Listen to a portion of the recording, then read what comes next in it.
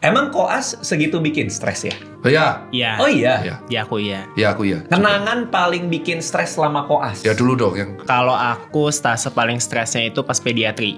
Anak-anak. Karena kalau anak-anak itu kan beda ya secara fisiologinya sama orang dewasa. Terus belum obat-obatannya dan lain-lain. Jadi kayak ibarat kata belajar 2 kali gitu lah.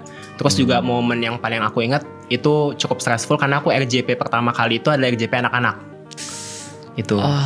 Jadi semua momen-momen yang traumatik termasuk Nggak bisa yang lagi itu ya udah di pediatri itu. Makanya ya udah menurutku pengalaman yang paling gak pengen aku ulang adalah pengalaman pas stase koas pediatri. Mirip ya sama dokter Tirta juga. ya aku anak juga tuh. paling stressful tuh pediatri. Stressful banget. Karena kita nggak bisa membedakan keluhan nangis bahagia atau nangis dia kesakitan. Terus dari demam tuh bisa kejang. Iya betul. Aku stressful karena nggak bisa tidur. Belum mungkin orang tuanya juga kali ngasih harapan kan, ngasih Iya. harapan ke anaknya. Terus yang delivering bad news atau good news kan biasa latihan koasnya. Ditemani sama residen tahap awal R1, R2 biasanya. Ya aku nyebutnya R ya, aku nggak tahu kalau kampus lain. Iya. Jadi semester 1, semester 2 residen PPDS yang spesialis ditemani koas kita yang biasa deliver message ke pasien. Itu beban, burden gede banget. Kayak di sinetron tuh bener tuh. Asli. Kami sudah berusaha. Itu emang gitu. Nah itu tuh aku disuruh sama konsulen aku. Jadi aku pasiennya anak kecil, tapi cerebral palsy, abang Radit tahu gak? Cerebral palsy Tahu, pernah tahu. dengar? CP. CP itu, tapi dia meningitis juga gitu. Radang Jadi otak. dirawat, Selaput. udah 7 hari sama aku. Aku ketemuin itu anaknya, aku rawat setiap hari. Dokter sarafnya, konsulennya bilang, Gia tolong kasih tahu ke ibu ini prognosisnya buruk. Dan kebodohan aku menjadi lemah lembut dan tidak ngomong apa adanya ke ibunya. Aku malah bilang akan baik-baik saja. Itu kesalahan aku, nggak akan aku lupa bang seumur hidup. Bener itu nggak sampai besoknya itu anak kejang nggak berhenti. Aku RJP anak itu pengen ngucur bisa air gua. mata. Setelah itu aku dipanggil sama konsulen, duduk. Udah kamu bilangin? Belum dok. Kenapa?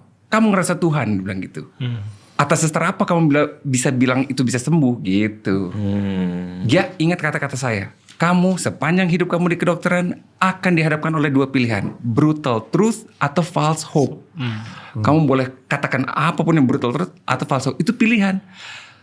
Karena kamu dihadapkan oleh 2 itu, jangan pilih dua-duanya. Lakukan dua-duanya. Kasih tahu apa adanya kemungkinan terburuknya. Tapi juga jangan biarkan dia menyerah gitu. Kita usaha bareng dokter dan pasien sebagai tim ngalahin penyakitnya gitu. Nah aku tidak melakukan itu. Dan sejak satu nempel di kepala. Oke, aku gak boleh terlalu lembut juga, gak boleh false hope gitu loh. Harus Delivering dua-duanya. bad news ya. Brutal truth and Good false sama hope. bad news. Itu yang agak sulit kita Iya, kalau di pediatri. Nah kalau aku boleh nambahin, jadi waktu itu ada satu momen juga pas lagi stase pediatri itu yang aku nggak pernah lupa. Jadi ini anak kena retinoblastom. Jadi retinoblastom tuh kanker pada Mata. Nah masalahnya adalah retinoblastom ini angka kejadiannya cukup tinggi di Indonesia. Cuman banyak orang nggak tahu kan kalau leukemia pada tahu kan.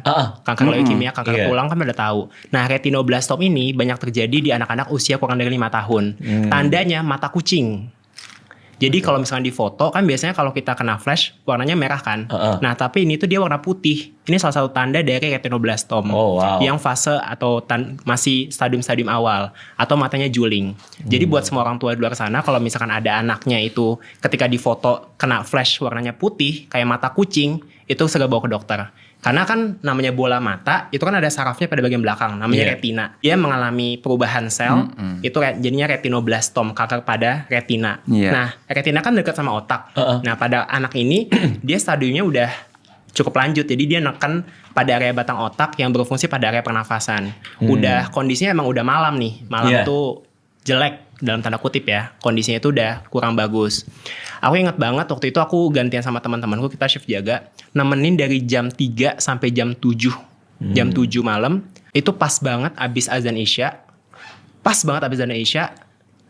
Nafasnya tinggal satu-satu. Kita panggil orang tuanya. Ibunya lagi sholat. Masih sholat. Terus aku udah ngecek segala macam gak ada. Akhirnya konfirmasi ke PPDS-nya juga nyatain gak ada. Ibunya Assalamualaikum warahmatullahi anakku gitu. Dan itu dibangsalkan. Jadi kayak semuanya langsung pada ibu sabar ya gitu. Jadi kayak ibarat kata ada 8 bed. Nggak bisa Ini sih gue. Wah untung gue nggak ngambil kedokteran apa segala Itu. macam. Gue nggak bisa yang kayak Itu gitu. nggak bisa Mas. dilupain sih. Betul. Nggak bisa sih. Apalagi ada wow. lagi pasien leukemia anak-anak. Aku ngikutin 5 hari. Terus habis itu nggak tahu kenapa tiba-tiba hari kelima pas aku mau visit paginya katanya udah nggak ada karena malamnya udah meninggal. Iya, iya betul. Jadi aku ngobrol sama timnya Dokter Tirta kemarin Bang, gua nonton namanya Dori. Aku cerita, Dor ada loh kata-kata pengganti untuk banyak hal ya. Laki-laki kehilangan bapaknya namanya yatim, anak kehilangan bapak namanya yatim, kalau kehilangan ibu namanya piatu, kehilangan suami namanya janda. Tapi ada satu yang nggak bisa ada kalimat kata penggantinya, yaitu orang tua yang kehilangan anaknya gitu. Saking pedihnya sampai nggak ada kata pengganti yang pas gitu. Iya, setuju.